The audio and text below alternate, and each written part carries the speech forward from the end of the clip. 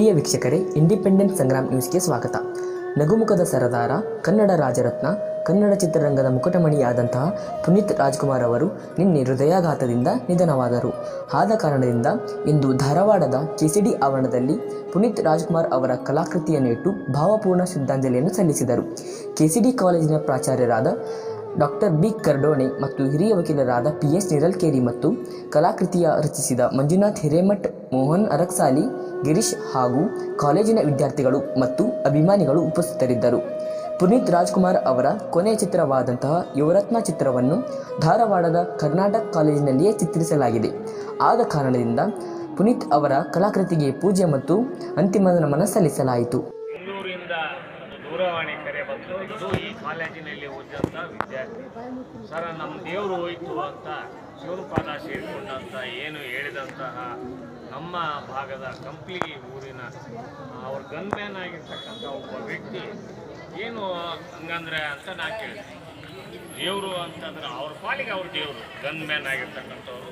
ಹೀಗೆ ಹೊರನಟ, ಶ್ರೇಷ್ಠ ನಟನಾಗಿ ಬಹಳ ಚಿಕ್ಕ ವಯಸ್ಸಿನಲ್ಲಿ ಅದ್ಭುತವಾದಂತಹ ಸಾಧನೆಯನ್ನು ಮಾಡಿರ್ತಕ್ಕಂತಹ ಪುನೀತ್ ರಾಜ್ಕುಮಾರ್ ಅವರು ಈ ನಾಡಿನ ಯುವಕರ ಮನಸ್ಸನ್ನು, ಪ್ರತಿಭೆ ಅನ್ನುವಂಥದ್ದು ಅದ್ಭುತವಾದಂಥದ್ದು. ಅದು ಓದು, ಬರಹ ಬೇರೆ ಬೇರೆ ಇರ್ಬೋದು. ಆದರೆ ಕಲಾ ಕ್ಷೇತ್ರದಲ್ಲಿ ಯುವರತ್ನ ಅನ್ನುವಂತಹ ಒಂದು ಸಿನಿಮಾ 2 ವರ್ಷಗಳ ಹಿಂದೆ ಇದೇ ಕಾಲೇಜಿನಲ್ಲಿ ಶೂಟಿಂಗ್ ಆಗಿರುವಂಥದ್ದನ್ನು ನಾವು ನೋಡ್ತೀವಿ. ಹಾಗಾಗಿ ಕರ್ನಾಟಕ ಕಾಲೇಜು, ಕರ್ನಾಟಕ ವಿಶ್ವವಿದ್ಯಾಲಯವನ್ನು ಸಿನಿಮಾ ರಂಗದಲ್ಲಿ ಉತ್ತರ ಕರ್ನಾಟಕದ ಹೆಸರನ್ನು ಮಾಡಿರುವಂಥ ಒಬ್ಬ ಶ್ರೇಷ್ಠ ನಟ, ಅವರ ಸಂಕಲ್ಪನೂ ಕೂಡ ಆಗಿತ್ತು ಅನ್ನುವಂಥ ಮಾತನ್ನು ಈ ಸಂದರ್ಭದಲ್ಲಿ ಹೇಳಿ ಇಷ್ಟಪಡ್ತೀನಿ. ಭಾಳ ಕೆಟ್ಟ ಅನ್ಸತ್ತೆ ರೀ. ಅವ್ರ ಶೂಟಿಂಗ್ ನೋಡಕ್ಕೆ ಬರ್ತಿದ್ವಿ, ಇಲ್ಲೇ ಪಿಕ್ಚರ್ನೂ ನೋಡಿದ್ವಿ. ಆಮೇಲೆ ಆ ಚಿತ್ರ ಬಿಡುಗಡೆ ಆದಾಗ ಸಂಗಮ್ ಥಿಯೇಟ್ರ್ ಒಳಗೆ ಆ ಚಿತ್ರಕ್ಕೆ ನಾನು ಶುಭಾಶಯಗಳನ್ನು ಕೋರಿದ್ದೆ ಆರ್ಟಿಸ್ಟ್ ಆಗಿ.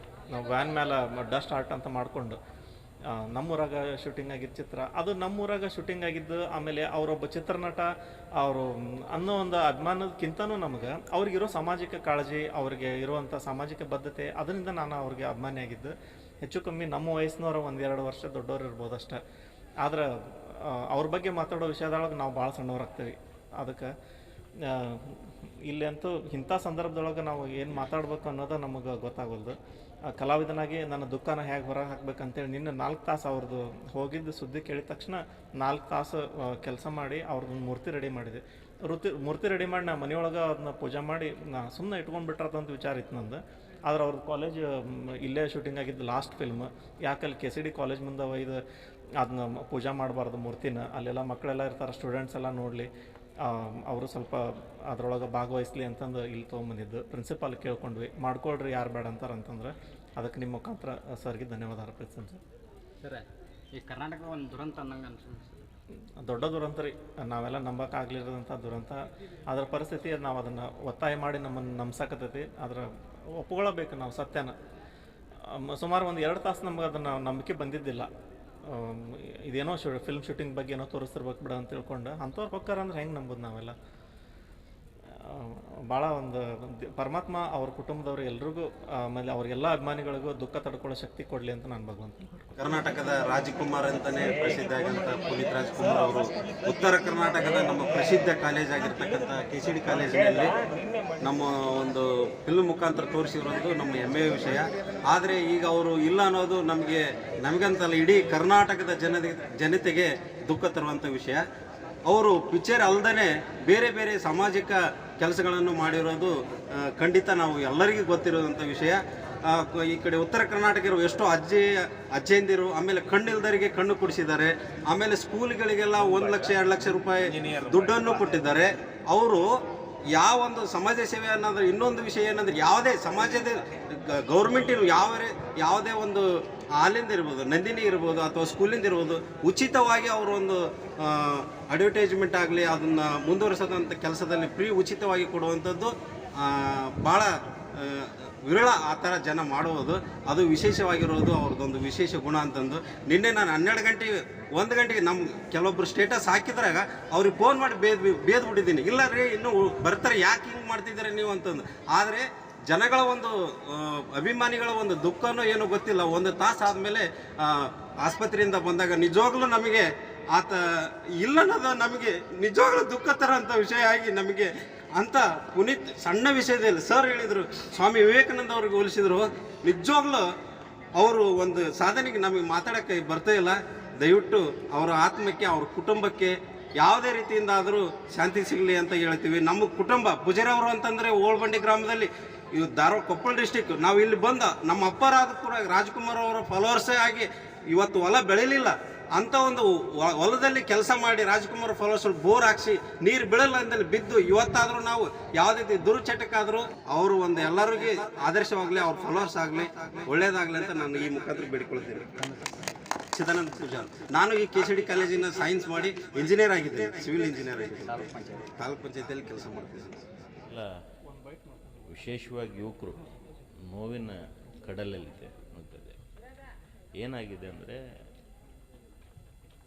ಮನುಷ್ಯ ಸಾಧನೆ ಮಾಡ್ತಕ್ಕಂಥ ವಯಸ್ಸು ಆ ವಯಸ್ಸಿನಲ್ಲಿ ನಾವು ಇವತ್ತು ಅವನು ಕಳ್ಕೊಂಡಿದೆ. ಮೈಲುಗಲ್ಲುಗಳನ್ನೇನೋ ಸ್ಥಾಪನೆ ಮಾಡಬೇಕಾಗಿದ್ರೆ 50 ನಂತರ ಭಯಂಕರ ಸಾಧನೆ ಮಾಡಬೇಕು. ಅತ್ಯಂತ ಉತ್ತಮ ಕಲಾವಿದ. ಧಾರವಾಡಕ್ಕೂ ಪುನೀತ್ ಅವರಿಗೂ ಭಾಳ ಅವಿನಾವ ಸಂಬಂಧ. ವಿಶೇಷವಾಗಿ ಅಂತಂದರೆ ಇಲ್ಲಿ ಅವರ ಕೊನೆ ಯುವರತ್ನ ಪೂರ್ತಿ ನಮ್ಮ ಕಾಲೇಜಿನಲ್ಲಿ ಆದದ್ದು. ಇವತ್ತು ಕರ್ನಾಟಕದ ಜನತೆ ಭಾಳ ದುಃಖದಲ್ಲಿದೆ. ಅವ್ರ ಕುಟುಂಬಕ್ಕೆ ಆ ನೋವನ್ನು ಸಹಿಸುವಂಥ ಒಂದು ಶಕ್ತಿಯನ್ನು ಕೊಡಲಿ.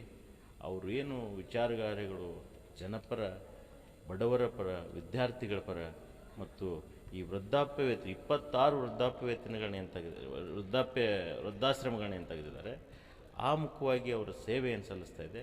ಅದು ಮುಂದುವರಿಸುವಂಥ ಕೆಲಸ ಅವರು ಶ್ರೀಮತಿಯವರು ಮಾಡ್ತಾರೆ. ಅವರೆಲ್ಲ ನೋವಿನಲ್ಲಿ ನಾವು ಜನಸಾಗರ ಭಾಗವಹಿಸಿದ್ದೇವೆ ಅನ್ನುವಂಥ ಭಾವನೆ ನನ್ನದಾಗಿದೆ. ಮುಂಜಾನೆ ನಾನು ಟಿ ವಿ ನೋಡ್ತಾ ಇದ್ದೆ. ಮಧ್ಯಾಹ್ನ ಒಂದು ಸಿಡಿಲು ಬಡ್ದಂಗೆ ಒಂದು ದುಃಖದ ಸಂಗತಿ ಬಂತು. ಪವರ್ ಸ್ಟಾರ್ ಶ್ರೀ ಪುನೀತ್ ರಾಜ್ಕುಮಾರ್ ಅವರು ಹೃದಯಾಘಾತದಿಂದ ನಿಧನ ಹೊಂದಿದರು. ಅದನ್ನು ಕೇಳಿ ಇಡೀ ಭಾರತದವರು ಎಲ್ಲ ಕಡೆಯೂ ಶಾಕ್ ಆಗಿಬಿಡ್ತದು. ಅವರು ಯುವಕರ ಕಣ್ಮಣಿ ಆಗಿದ್ದರು, ಯುವಕರ ಹೃದಯವನ್ನು ಗೆದ್ದಿದ್ರು ಅವರು. ಮತ್ತು ಅವರು ಎಲ್ಲ ಜೊತೆಯೂ ಒಳ್ಳೆಯವರಿದ್ದರು. ಎಷ್ಟೋ ಸ್ಕೂಲುಗಳನ್ನು ನಡೆಸಿದ್ರು, ಎಷ್ಟೋ ಅನಾಥಾಶ್ರಮಗಳು ನಡೆಸಿದ್ರು. 3600 ಹುಡುಗರಿಗೆ ಶಿಕ್ಷಣದಕ್ಕೂ ಎಲ್ಲ ಅವ್ರದ್ದು ಖರ್ಚನ್ನು ಅವರೇ ನೋಡ್ಕೊತಿದ್ರು. ಅದನ್ನೆಲ್ಲ ನೋಡಿದ್ರೆ ಭಾಳ ಕೆಟ್ಟ ಅನಿಸ್ತದೆ. ಈ ಥರ ಆಗಬಾರ್ದಾಗಿತ್ತು. ಅದು ನಾಳೆ ರಾಜ್ಯೋತ್ಸವ ಇದೆ. ಕರ್ನಾಟಕದ ಒಂದು ಕಣ್ಮಣಿ, ಒಂದು ವಜ್ರ ನಮ್ಮಲ್ಲಿ ಹೋಗಿದೆ ಅಂತ ಅನಿಸ್ಬೋದು. ಬಟ್ ಅವ್ರು ಹೋಗಿದ್ದಾರೆ, ಅವ್ರ ಕಲೆ ಅಜರಾಮರಾಗಿದೆ. ಇವತ್ತು ಶ್ರೀ ಮಂಜುನಾಥ್ ಅವರು ಮಾಡಿದ ಒಂದು ಮೂರ್ತಿಯನ್ನು ಅವ್ರಿಗೆ KCDಯಲ್ಲಿ ಇಲ್ಲೇ ಅವರು ಒಂದು ಶೂಟಿಂಗ್ ಮಾಡಿದ್ರು. ಇವರೆಲ್ಲ ಹುಡುಗರು ಈ ಕಾಲೇಜಿಗೆ ಬಂದಾರಲ್ರಿ, ಎಲ್ಲರ ಹುಡುಗರ ಬಾಯಲ್ಲೂ ಪುನೀತ್ ರಾಜ್ಕುಮಾರ್ ಮಾತೇ ಇದೆ. ಹೀಗಾಗಬಾರ್ದಾಗಿತ್ತು, ಹೀಗಾಗಬಾರ್ದಾಗಿತ್ತು ಅಂತೇಳಿ. ಎಲ್ಲ ಅಕ್ಕಂಗಿಯರಾಗಲಿ, ಅಣ್ತಂಬರಾಗಲಿ ಎಲ್ಲರ ಬಾಯಲ್ಲೂ ಅದೇ ಇದೆ. ಆ ಥರ ಒಂದು ದುರ್ದೈವ ಒಂದು ನಾವು ಕಳ್ಕೊಂಡಿದ್ದೀವಿ. ಒಂದು ಕನ್ನಡದ ಒಂದು ರತ್ನವನ್ನು ಕಳ್ಕೊಂಡಿದ್ದೀವಿ. ಹೀಗಾಗಬಾರ್ದಾಗಿತ್ತು. ಇವತ್ತು ಆ ಮೂರ್ತಿಗೆ ಮಾಲಾರ್ಪಣೆ ಮಾಡಿ ಎಲ್ಲ ಅಕ್ಕ ತಂಗಿಯರ ಅಣ್ಣ ತಮ್ಮರ ಜೊತೆಗೂಡಿ ಶ್ರದ್ಧಾಂಜಲಿ ಕಾರ್ಯಕ್ರಮವನ್ನು ಮಾಡಿ ಅವರಿಗೆ ನಮನಗಳನ್ನ ಹೇಳ್ತೇನೆ ರೀ. ಇಲ್ಲ ಸತ್ಯ. ಯಾಕಂತಂದ್ರೆ ಎಲ್ಲದಕ್ಕಿಂತ ಮುಖ್ಯವಾಗಿ ಅವರು ವೀರ ಕನ್ನಡಿಗ ಅಂತ ಹೆಸರಿನ ಒಂದು ಸಿನಿಮಾ ಏನೈತಲ್ಲ, ಅದು ನೋಡಿದರೆ ಎಂಥವರಲ್ಲೂ ಕೂಡ ಇವತ್ತು ಆಂಗ್ಲ ಮಾಧ್ಯಮದಲ್ಲಿ ಕಲ್ತಂಥ ವಿದ್ಯಾರ್ಥಿಗಳಲ್ಲೂ ಕೂಡ ಕನ್ನಡ ಅಭಿಮಾನವನ್ನು ಬೆಳೆಸುವಂಥ ಒಂದು ಶಕ್ತಿ ಆ ವೀರ ಕನ್ನಡ ಚಿತ್ರಕ್ಕೈತಿ. ಹಾಗಾಗಿ ನಾವು ಆ ವೀರ ಕನ್ನಡಿಗ ಚಿತ್ರವನ್ನು ಮೊಬೈಲ್ನಲ್ಲಿ ಸೇವ್ ಮಾಡೇ ಇಟ್ಕೊಂಡ್ಬಿಟ್ಟಿದ್ವಿ. ಯಾಕಂದ್ರೆ ನಾವು ಯಾವಾಗ ಸ್ವಲ್ಪ ಬಿಡುವ ಸಮಯ ಸಿಕ್ಕಿರ್ತೈತಲ್ಲ, ಅವಾಗ ನಾವು ವೀರ ಕನ್ನಡಿಗ ಚಿತ್ರವನ್ನು ಪದೇ ನೋಡ್ತಾ ಇರ್ತೀವಿ. ಅದರಲ್ಲಿ ಬರ್ತಕ್ಕಂಥ ಕನ್ನಡದ ಬಗ್ಗೆ ಡೈಲಾಗ್ಗಳಿರ್ಬೋದು, ಈ ಥರ ಅದು ಜೀವ ಕನ್ನಡ ದೇಹ ಕನ್ನಡ ಅಂತಕ್ಕಂಥ ಹಾಡಿರ್ಬೋದು, ನಾವು ಅದನ್ನು ಸದಾ ಕೇಳ್ತಾ ಇರ್ತೀವಿ. ಅಂಥ ಒಂದು ಕನ್ನಡಕ್ಕಾಗಿ ತಮ್ಮನ್ನು ತಾವು ಅರ್ಪಿಸ್ಕೊಂಡು ಕನ್ನಡದ ಉಳಿವಿಗಾಗಿ, ಗೆಲುವಿಗಾಗಿ ಸದಾ ದುಡ್ದಂಥ ಇವತ್ತೊಬ್ಬ ಕನ್ನಡದ ಜನಪ್ರಿಯ ನಾಯಕ ನಟ ಪವರ್ ಸ್ಟಾರ್ ಪುನೀತ್ ರಾಜ್ಕುಮಾರ್ ಅವರು ಇವತ್ತು ನಮ್ಮನ್ನೆಲ್ಲ ಆಗಲಿದ್ದು ನಿಜಕ್ಕೂ ನಮಗೆ ಯಾರಿಗೂ ಕೂಡ ಅದನ್ನು ಒಪ್ಕೊಳ್ಳೋಕೆ ಮನಸ್ಸು ಬರ್ತಾಯಿಲ್ಲ, ನಂಬಕ್ಕೂ ಸಾಧ್ಯ ಆಗ್ತಾಯಿಲ್ಲ.